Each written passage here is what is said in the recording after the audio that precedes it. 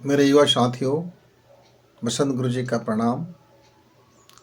आज की मैं अपनी चर्चा शुरू करूं उससे पहले आइए कमर सीधी करके थोड़ी सी अपने आंख बंद करके सांसों को शांत करते हुए, दिमाग को रिलैक्स करते हुए, अपने भाव बोध से भरकर कि हे परम पिता, आप मेरे अंदर कण कण में, रोम रोम में प्रकाशित हैं। मुझे मेरे सच्चे स्वरूप का बोध कराइए। मुझे मेरे सामर्थ्य से अवगत कराइए। मुझे मेरी प्रतिभा से अवगत कराइए। मुझे मेरी जन्म की सार्थकता से अवगत कराइए। आनंद और खुशी और समृद्धि से जीवन में प्रचुरता हो। इस का भाव करते हुए आंख बंद करके एक बार गायत्री महामंत्र का उच्चारण करते हैं। ओम भूर्भुवः स्वः तत्सवितुर्वरेण्यं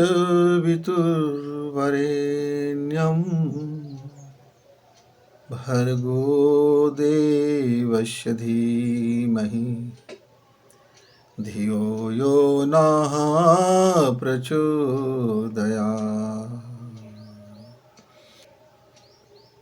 जिंदगी में हर युवा यही चाहता है कि उसको कोई यह ना कह सके कि तुम्हारी जवानी बेकार गई, तुम किस बात के नौजवान हो, तुम्हारे अंदर आखिर कौन सा वह चीज़ है जो युवा है, आखिर वह कौन सी शक्ति है जिसको हम यूथ को बोलते हैं, यूथ पावर बोलते हैं और आज का जनरेशन बोलते हैं। मित्रों, मनुष्य का शरीर ही केवल यदि युवा है, साहस, संकल्प और परिश्रम की यदि कमी है, तब फिर मेरा वह युवा बीमार है, वह बेचारगी से भरा हुआ है, वह फिर दया के पात्र है। और कोई यूथ को दया के पात्र कहा जाए तो दुनिया में इससे बड़ी गाली और कुछ हो ही नहीं सकता। क्योंकि दया के पात्र केवल दो वर्ग होते हैं, या तो बचपना, दुधमुहे बालक जो अपने पैर पर खड़ा होना नहीं जानता, अपने पेट भरण पोषण के लिए मेहनत करना नहीं जानता, और दूसरा वृद्ध जो अब खाट पकड़ चुका है, यानी कि कब्र में पांव लटक चुका है। और इसके अलावा जितने बीच की आयु है, हम ये कह सकते हैं कि शरीर बल और मन का बल, और जीवन में कुछ ऐसा कर गुजरने की साहस जिसको वह भी नहीं जानता कि मुझको क्या करना है, लेकिन मुझे कुछ ऐसा करना है जो अद्भुत हो, दमदार हो, और जीवन में कुछ ऐसा मजा आ जाए कि हाँ, मुझे लगे कि मेरे अंदर अभी चिर यौवन बचा हुआ है। पर आजकल का मैं प्रदूषण का वातावरण कहूँ, चाहे वो खान पान का प्रदूषण हो, चाहे जीवन शैली का प्रदूषण हो, चाहे वो वैचारिक प्रदूषण हो, या फिर आप ये कह सकते हैं कि जिस वातावरण में हम रह रहे हैं, इस संसार का जो आजकल का जो इन्वायरमेंट बना हुआ है, वह इतना प्रदूषित हो गया है और इतना संक्रमित हो गया है कि उनमें से हमें हमारे लिए बेहतर क्या है, ये जरा छानना हमारे विवेक को बहुत भारी पड़ रहा है।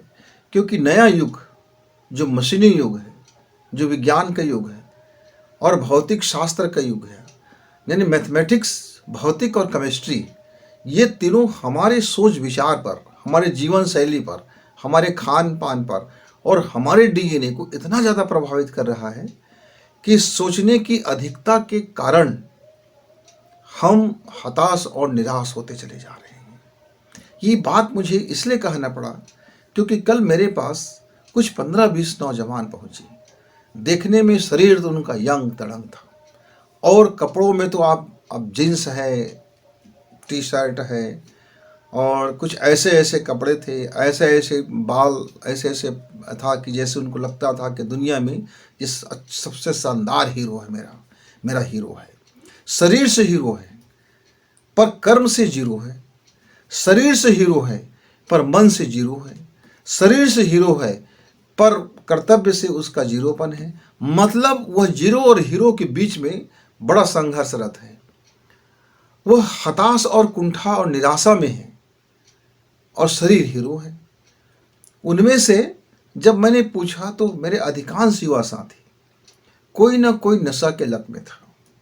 कोई गुटखा, कोई अगैरा नशा, कोई वगैरह नशा, कोई म्याऊं म्याऊं, तो कोई स्याऊ स्याऊ, यानी कि अलग अलग अलग अलग तरह से। तो मैंने पूछा, मित्र, आप आखिर इस अवस्था में, इस तरुणाई की अवस्था में, जब आपके पास एनर्जी भरपूर है, जब आप अभी यही सही वक्त है आपके लिए कुछ कर गुजरने का, कुछ ऐसा अनोखा करने का, कुछ नया करने का, कुछ आविष्कार करने का, कुछ अपनी प्रतिभा का लोहा मनवाने का, कुछ अपना होने की दुनिया में एहसास कराने का, उस समय आप हताश हो, निराश हो। बताएं, क्या बताएं गुरु जी?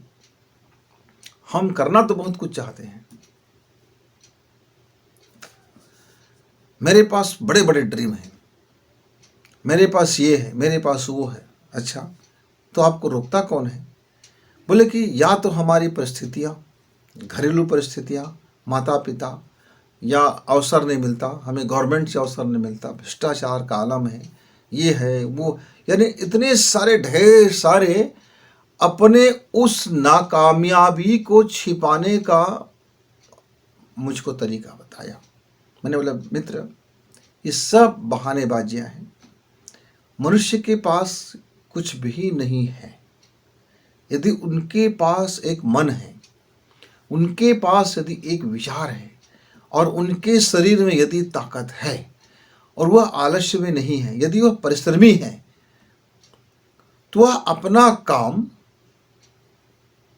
बेहतर कर सकता है और अपना उद्यम वह कर सकता है। हाँ, कठिनाइयाँ और परेशानियाँ वो आपके जीवन का हिस्सा है।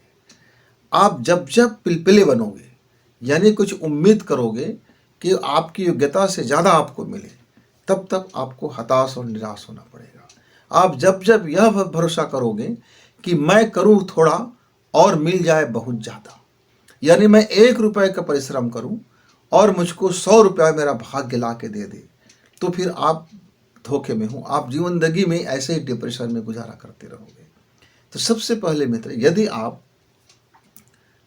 यदि आपका स्वप्न, ड्रीम जागे हुए ध्यान से आपने देखा है, यदि होश पूर्वक आपने देखा है, यदि आप व्यवहारिक में देखे हैं, यदि आपको पता है कि संसार की परिस्थितियाँ, आपकी अपनी परिस्थितियाँ, आपकी अपनी मानसिक दक्षता, आपकी अपनी जो भी है, उसको देख करके एक जमीन से आपने यदि स्वप्न देखा है और उसको उतारने के लिए आपके पास एक्शन प्लान है, और उस एक्शन प्लान में काम करने की आपने यदि शुरुआत कर दी है, तो हताश और निराश तो कदापि हो ही नहीं सकते। तब आपके चेहरा में एक चमक होता, आपके मनों में एक भाव होता, और आप अपने को इस तरह से कुमार्ग पर, इसलिए हम इसको कुमार्ग बोलते हैं। कोई भी नशा का आदि व्यक्ति का माइंड फ्रेश नहीं हो सकता, क्योंकि उसकी मन की एक स्थिति, वह मनोरोग से ग्रसित हो जाता है। वह हमारी मनोरोगी है हम, कि जो हमको नशा की लत होती है। स्वस्थ मस्तिष्क कभी नशा की ओर नहीं जाता, क्योंकि नशा नाश की जड़ है, ये सबको पता है। इसलिए आप सर्वव्यापी मस्तिष्क से अपने मस्तिष्क का कनेक्ट चाहते हैं, वह आकाशीय ब्रह्मांड का जो मस्तिष्क की जो पावर है, उससे आप अपनी पावर चाहते हैं, तब आपको अपने जीवन को नैसर्गिक बनाना पड़ेगा, प्राकृतिक बनाना पड़ेगा, सेल्स के नियमों के अनुसार जीना पड़ेगा। ये आपको अपनी वही खाना होगा जो पेट का सही डाइट होता है। आप अपने आचरण के अनुरूप जिस काम में महारत हासिल करना चाहते हैं, उसके अनुरूप भोजन हो, शयन हो और विचार हो, ये तीनों को आपको देखना पड़ेगा।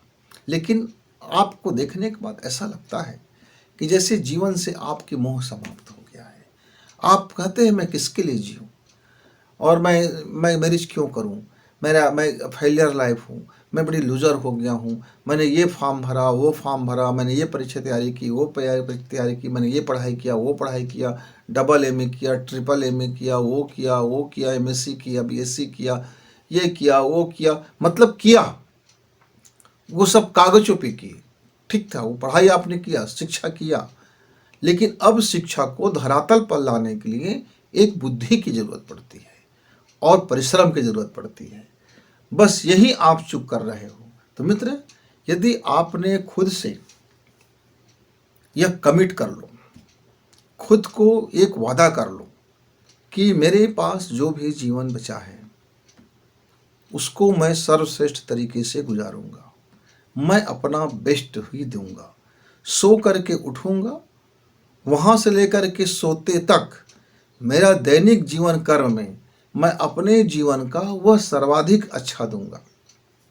यही एक फार्मूला है जिससे आपकी यौवन में चार चांद लगता है, जहाँ आपकी तरुणाई जागती है, जहाँ आपका यूथ होने का मायने प्रकट हो जाता है। यदि आपके बची हुई लाइफ, क्योंकि हम इसलिए बोलते हैं, आप यह नहीं कह सकते कि आप 100 साल जिएंगे, 70 साल जिएंगे, 50 साल जिएंगे। बस हम ये कह सकते हैं कि हम अभी हमारे जो यह सेल्स है, कोशिकाएं है, जो शरीर है, अभी हमारा 25 से 40 के बीच में है, तो हम ये कह सकते हैं कि मेरा शरीर अभी युवा है। लेकिन कल क्या होगा, हमारे और कितना आयु बचा है, वास्तव में हम कितने दिन और जीने वाले हैं, इसकी कोई आपको फिक्स गारंटी कार्ड नहीं है। चाहे आप ज्योतिषी के पास जाओ, वो कह दे 70 साल जियोगे, 80 साल जियोगे, पर उस जीने का भी क्या मतलब है जब लल्लू की तरह जियोगे, फाके मस्तक तरह जियोगे, बेसहारा जियोगे, हाय हाय करते जियोगे, दैनीय जीवन में जियोगे और आपके जीवन का कोई मतलब नहीं रह जाएगा। तो मित्र, आप खुद से इतना ही कमेंट कर लो या खुद से इतना ही कमिटमेंट कर लो, खुद से इतना ही वादा कर लो कि मैं जितना भी दिन जीऊँगा अपना सर्वश्रेष्ठ देता रहूँगा, बेस्ट। घटिया कुछ नहीं देना है, न घटिया सोचना है, न घटिया काम करना है, न घटिया खान पान, न घटिया रहन सहन, न घटिया चीज़ खाना पीना, न घटिया बारे में बातें जाना, न घटिया दिशा में जाना, अपना सबसे बेस्ट। जिस क्षण आप अपने को वादा करें और पूरा आत्मविश्वास भरें कि यदि मैंने खुद से वादा किया है तो मैं अपना बेस्ट करके दूंगा। और दूसरी चीज़ क्या याद रखें, दूसरा यह बात याद रखें कि आपके पास ईश्वर ने एक ही दिन आपको दिया है, आज का ही दिन आपके पास है। जो भी करना है, जितनी आपकी सामर्थ्य है, तो आपने जो ड्रीम देखा है, उसको जो प्लान तैयार किए, उस एक्शन प्लान में आज का जो आपने टारगेट फिक्स किया उसको आप पूरा करने की कोशिश करें। एक दिन का टारगेट, ठीक है, आपके पास एक 10 वर्षीय योजना है कि 5 वर्षीय योजना है कि 15 वर्षीय योजना है कि लाइफ टाइम का योजना है, जिंदा रहे तो अलग मैटर है। आज का आपका अपना टारगेट हो, 10 वर्षीय योजना बना लीजिए, 5 वर्षीय योजना बना लीजिए, साल भर का योजना बना लीजिए, लेकिन आज का टारगेट पहले फिक्स हो कि मुझको आज का एक दिन का वक्त मिला है, मैं अपने आज के दिन का भरपूर उपयोग करूंगा और मैं अपने जीवन को अपने इच्छा अनुसार ही जीऊंगा। मैं किसी के ऊपर भार बन के नहीं जीऊंगा। मेरा पिताजी कमाए और मैं उस पर सपना देखूं, ये बिल्कुल बेकार की बात है मित्र। आप अपना सपना अपने ही कमाई से पूरा करो। यदि पिताजी के पास है तो आपका वह भाग्य, वह आपका सहायक टूल्स है। लेकिन पिताजी का जो धन दौलत है, पिताजी का जो सामर्थ्य शक्ति है, पिताजी का जो माइंड पावर है, पिताजी का जो पॉलिटिकल पावर है, पिताजी का जो आपका मनी पावर है, उसके बदौलत यदि आप सपना देखते हैं और वो चाहते हैं कि आपके हिस्से की सोच वो सोचे, आपके हिस्से का कर्म वो करे और लाभ आपको हो, तो फिर आप अपने लिए आत्मघाती रास्ता चयन कर चुके हैं। तो यह विश्वास करें कि आज का दिन आपका है और आपको इच्छा अनुसार जीना है। उस इच्छा अनुसार जीवन में यदि आपने अपने को बेस्ट फार्मूला में डाल दिया कि मैं क्या क्या आज बेस्ट कर सकता हूँ, तो फिर आज का आपका दिन स्वर्णिम होने वाला है, क्योंकि आप एक डिजाइन तैयार कर लिए हैं। और उस डिजाइन तैयार करके यदि आपने अपने ईश्वर से दावा कर रहे हैं कि हाँ, ये मैं कर सकता हूँ और मैं कर रहा हूँ, ये मेरा अधिकार है, जिस क्षण आप दावा करते हैं, यह पूरे ब्रह्मांड आपके दावे के अनुरूप आपके लिए माहौल बनाना, आपके लिए लाभ देना, जो आपने डिजाइन तैयार किया है उस डिजाइन के अनुरूप आपके लाइफ को टारगेट में लेके आना, आपके लाइफ को डिजाइन करना, आपके मनो मस्तिष्क को तैयार करना, आपके शारीरिक स्थिति को तैयार करना, वो उसके लिए आपको अंतः प्रेरणा देना शुरू कर देता है।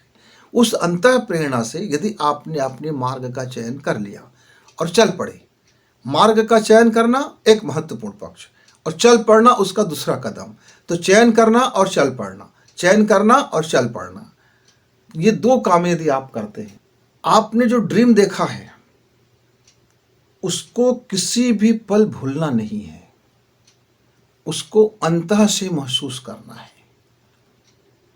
मान लीजिए मैं देख रहा हूं कि मेरे जीवन में समृद्धि है, खुशी है, शांति है, तो मैं उस खुशी और शांति को अपने फीलिंग में उतारूं और मैं अपने समृद्धि को भी फीलिंग में उतारूं। मैं राय रत्ती यह मत सोचूं कि कल मैं समृद्ध बनूंगा, क्योंकि तब फिर आप कल की कल्पना में रहेंगे, तब आज आपका सुखमय नहीं होगा, फिर आज आपको शांति नहीं मिलेगा। मेरा एक मित्र है, बॉम्बे में रहता है, बड़ा संघर्ष करता है। उसने कहा कि मैं क्या बताऊं गुरुजी, मेरे पास इतने अभाव हो गए हैं, इतने अभाव कि मैं कल के लिए कैसे जीवन यापन करूंगा मैं समझ नहीं पा रहा हूं। लेकिन एक चीज़ मेरे जीवन में बड़ा अच्छा हो रहा है, मैं इन अभावों को याद नहीं कर रहा हूं, तो मुझे रोज कोई न कोई ऐसा माहौल मिल जाता है जिससे मैं अपने जीवन को अच्छा गुजार सकूं और मुझे मेरे आध्यात्मिक जीवन के अनुरूप और मुझे आज के भौतिक जीवन के अनुरूप दोनों तरीके से मुझको साथी मिलना शुरू हो गए हैं। यद्यपि मेरा गरीबी बना हुआ है, पर मैं अब उस गरीबी को अनुभव नहीं कर रहा हूँ, मैं जीवन के अपने उस समृद्धि को अनुभव कर रहा हूँ और अपने फीलिंग में ला रहा हूँ कि मैं कैसे सुख और शांति से भरा हुआ हूँ। मुझे अद्भुत शांति मिल रहा है, अद्भुत तरीके से आनंद मिलता है और रोज़ सुबह मैं जब अपना काम करना शुरू करता हूँ तो मेरे अंदर में एक एनर्जिक पावर रहता है और मैं अपने उस लक्ष्य की ओर मैं लगातार बढ़ रहा हूँ। पहले मैं इससे ज़्यादा अमीर था, पहले मेरे पास इससे ज़्यादा काम था, पहले मेरे पास इससे ज़्यादा मैं समृद्ध था, लेकिन मेरे अंदर में एक भाव का गरीबी था, एक मनहूसियत था और एक दुखित फीलिंग होता था। अपने आप को मैं लूजर फीलिंग करता था, मुझको लगता था कि मेरा भाग्य खराब है, मेरा भाग्य खोटा है और देखते देखते मेरा भाग्य खोटा ही हो गया। मैं उसी दुर्दिन में आ गया। लेकिन जब से आपने मुझको जब ये फार्मूला बताया, मैंने इसको ट्रायल करना शुरू किया और मैं 3 महीने और 4 महीने बीत गया है। तो ये 4 महीने कैसे बीत गया मुझे पता नहीं चला। 1 रुपये मेरे पास था नहीं, कोई काम मेरे पास था नहीं, सिर्फ मेरे पास मेरी अवधारणा थी और अपने पास खुद को मैंने वचन दे के रखा था कि मैं अपना रोज का अपना बेस्ट करूँगा। अपने जो मैंने डिजाइन देखा है, अपने फीलिंग लाया है सपनों में, मैं उसके तरफ हर दिन कदम बढ़ाऊंगा और मैं वही कर रहा हूँ। और ज़िंदगी में अब मुझे इस बात का कतई भय नहीं है कि मैं अपने में कितना सफल हूँ, क्योंकि मुझे पक्का पता हो गया है कि अब मैं सफल भी रहूँगा, समृद्ध भी रहूँगा, सुखी भी रहूँगा, आनंदित भी रहूँगा, क्योंकि आनंद और शांति तो मुझे हर पल अब मिल रहा है और उसके बगैर मेरा समृद्धि किसी काम का नहीं था। तो मित्र, जैसे मेरे उस मित्र ने अपने अनुभव बताया, तो आप याद रखें कि सदैव ईश्वर आपके साथ है, क्योंकि आप ईश्वर से खाली हो ही नहीं सकते। जब ईश्वर आपके साथ है और ईश्वरीय शक्ति आपके साथ है, तो जब तक आप अपने गार्ड से फीलिंग अनुभव करोगे, महसूस करोगे, फील करते रहोगे कि मैं और मेरा भगवान हम साथ साथ हैं, हम अलग नहीं हैं, हम एक दूसरे से विलय हैं, हम एक दूसरे में समर्पित हैं। मेरा रोम रोम, मेरा एक एक कण, मेरे खून के एक एक कतरा में मेरा भगवान है और उसकी शक्ति सदैव मेरे साथ है। मुझको सिर्फ अपना कर्तव्य कर्म करना है, अपने पुरुषार्थ करना है। मेरे पास जो मेरी प्रतिभा है, जो मुझको वर्तमान में लगता है, मुझको उसको निखारना है। शेष तो सब ये ब्रह्मांड कर ही देगा। मेरे अंदर गजब की उपचारक शक्ति है, मेरे अंदर गजब की प्राण शक्ति है, मेरे अंदर वो सब कुछ है, मैं सिर्फ उसको अभिव्यक्त करूंगा। इस अभिव्यक्ति के लिए मुझे स्वप्न देखना है, और उस स्वप्न को एक डिजाइन कर लीजिए। फिर मित्र आप चल पड़े। आप देखेंगे कि किस तरह से आपकी जो स्वप्न है उसका अभिव्यक्ति होना शुरू हो गया है, उसकी प्रगटीकरण शुरू हो गया है, उसका लाइट आ गया है, उसमें प्रकाशित होना शुरू हो गया है, प्रसारित होना शुरू हो गया है। हम क्लेम नहीं करते अपने ड्रीम पर, इसके कारण दीनहीन और दुखी और म्लान और मलिन में बने रहते हैं और नशा इत्यादि के क्षेत्र में चल पड़ते हैं। हम अपने को, अपने शरीर को लगातार धीमे रोज का रोज आत्महत्या करते रहते हैं। शरीर यद्यपि जीवित रहता है, पर आत्मा की, मन की, हृदय की, पावर की, जो हमारे अंदर क्षमता है, जो शक्ति है, जो यूथ पावर है, उस सब की हत्याएं हम करते रहते हैं और दुखित रहते हैं। और हम अपने जो आरोप लगाते रहते हैं, शिकायत करते रहते हैं। मित्र, तो जिस क्षण आप अपने पूरी पावर को अनुभव करोगे, जिस क्षण आप अपने भीतर में ईश्वरीय शक्ति को अनुभव करोगे और अपने गॉड को धन्यवाद से भरोगे और सिर्फ ये समझ लीजिए कि आपका यह जो जीवन मिला है उसको अभिव्यक्त करने के लिए आपके पास एक कर्म होनी चाहिए और उस कर्म आपका अद्भुत होनी चाहिए, जिससे आपकी प्रामाणिकता इतनी ज़बरदस्त हो कि आप लगे कि हाँ, ये जन्म लिया और मज़ा आया, ये शरीर मिला और मज़ा आया, ये शरीर मिला, हजारों लोगों को लगा कि हाँ, ये व्यक्ति है, ये शरीर है, ये प्राण है। तो मित्र, आप अपने पावर को महसूस कीजिए और उस पावर को महसूस करने के साथ जो स्वप्न है उस पर दावा कीजिए। जिस क्षण आप अपने प्रभु से अपने दावा करते हैं, क्लेम करते हैं, तो उस दावे की परख होना शुरू हो जाता है। जैसे मान लीजिए मैं किसी सरकारी काम में गवर्नमेंट से मैं अपनी कहता हूँ मेरा ये 2 करोड़ का राशि मेरा बनता है, ये 2 करोड़ का मैं क्लेम करता हूँ, तो वह गवर्नमेंट मेरी वो जांच परख करता है, मेरे दस्तावेज को देखते हैं, भौतिक सत्यापन करते हैं, देखते हैं कि आपका दावा सही है कि नहीं है। और जिस क्षण गवर्नमेंट को मेरी दावा में मजबूती लगता है कि हाँ, मैंने सचमुच जो दावा किया है वो सच है, फिर गवर्नमेंट मेरी दावा के अनुरूप मुझको राशि दे देता है।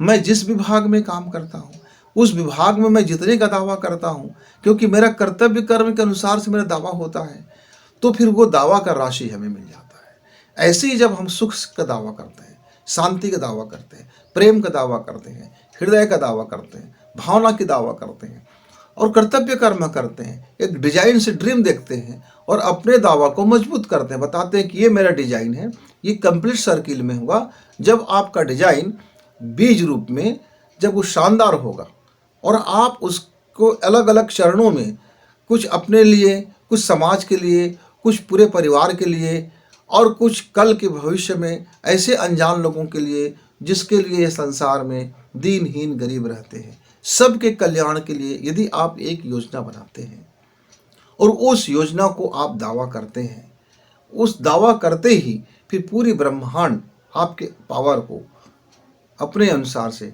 बढ़ाना शुरू कर देंगे।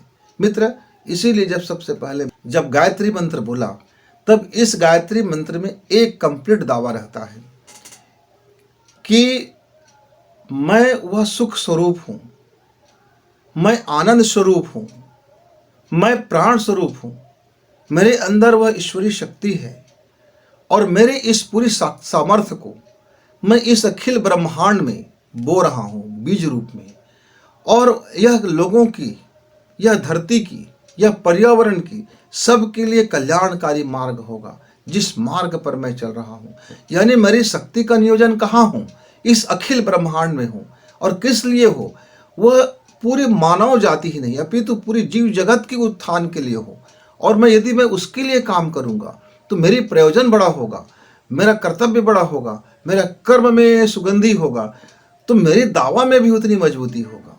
लेकिन यदि हम सिर्फ निखालिस अपने लिए मांगते हैं कि हे प्रभु मुझे 1 करोड़ दे दो, तो ये भीख मांगना हुआ।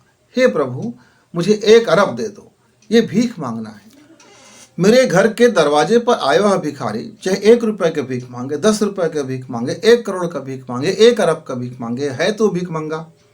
लेकिन यदि वह कार्य करता है, परिश्रम करता है और कहता है कि मेरी इस परिश्रम का रोजी इतना हुआ, तो मेरा वो हक है तो वो पसीना सूखने से पहले उनका उनका पारिश्रमिक देना मेरा हक, मेरा कर्तव्य होगा।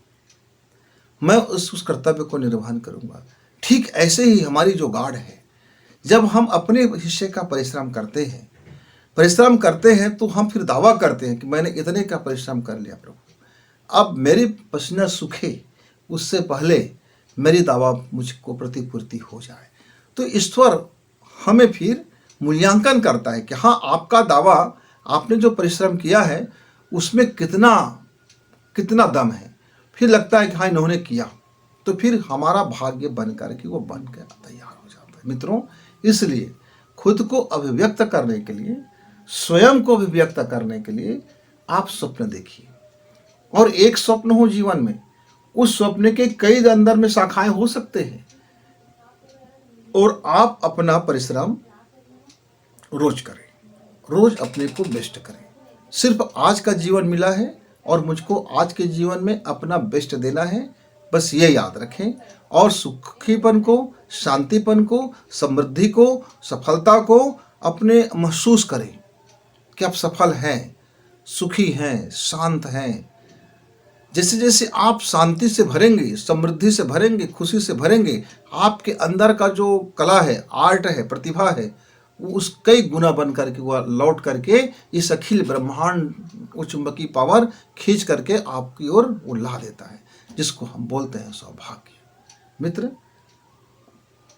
हम जब अगले बार मिले आपसे, तो आपके अंदर में एक ड्रीम आप देख चुके होंगे, और आपका जीवन आज को और अभी को बेहतरी करने के लिए कदम उठा चुके होंगे।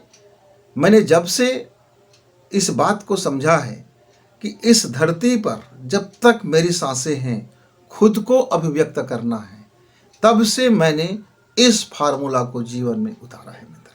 और यह फार्मूला अमोघ रामबाण है। यह एक ऐसा रामबाण है जो बिना कार्य सिद्धि के लौटता ही नहीं है। तो मित्र, आपके पास भी वह एक मंत्र है, राम मंत्र है।